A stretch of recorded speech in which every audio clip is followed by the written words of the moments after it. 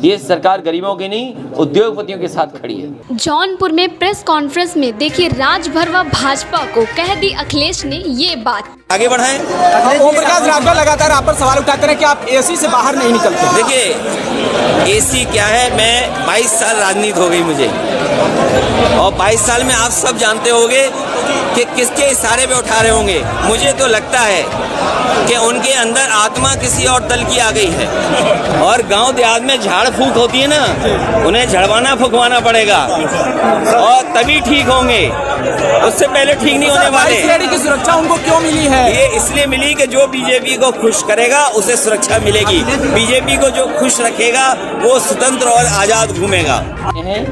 वो जनता के खिलाफ फैसले हैं। आप जीएसटी देख लीजिए, दूध, दही, मक्खन और सब पे जीएसटी लगा दिया। आज़ादी के बाद ये पहली सरकार है जिसने इस तरीके से जीएसटी लगाई है। कल को हम अगर सावन के महीने में भोलेनाथ भगवान पर अगर हम चढ़ाने जाएंगे दूध, तो दूध हो सकता वही हो जिस पे जीएसटी टैक्स सरकार ने वसूला हो।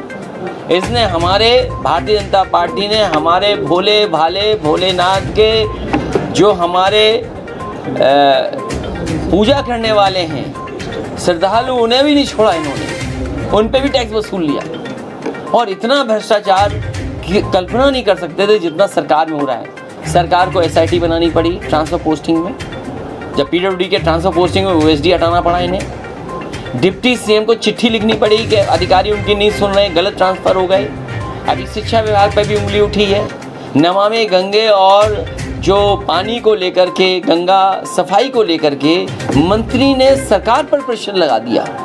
शायद ये पहली सरकार होगी जहां विपक्ष ने नहीं उठाए सवाल, इनकी सरकार के अंदर सवाल उठ रहे हैं। तो सोचिए जो ट्रांसफर पोस्टिंग में पैसा ले लें, वो विभाग का जब काम होगा तो कितना भ्रष्टाचार होगा उसमें। और फिर अग्निवीर जैसी योजना लाना, अग्निपथ कार्यक्रम बना करके, और ये बीजेपी के लोग वही हैं जो थकते नहीं है ये कह करके भारत माता की जय हो, भारत माता की जय हो। और सोचो नौकरी कैसी आधी अधूरी।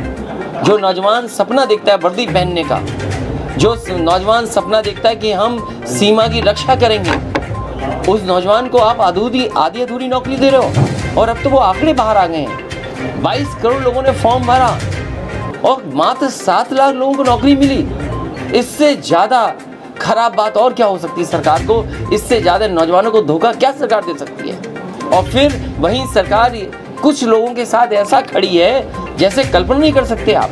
दुनिया के चौथे नंबर पे पहुंच जाए उद्योगपति, और हमारा गरीब और किसान अभी भी देख रहा हो उसकी तरफ। किसान को सुविधा नहीं, डीएपी महंगी, खाद महंगी, सिंचाई महंगी, आपका बिजली का बिल महंगा, इलाज महंगा, पढ़ाई महंगी, और उद्योगपति को बैंक से लोन का लोन, और दुनिया के चौथे नंबर पर पहुंचा दिया।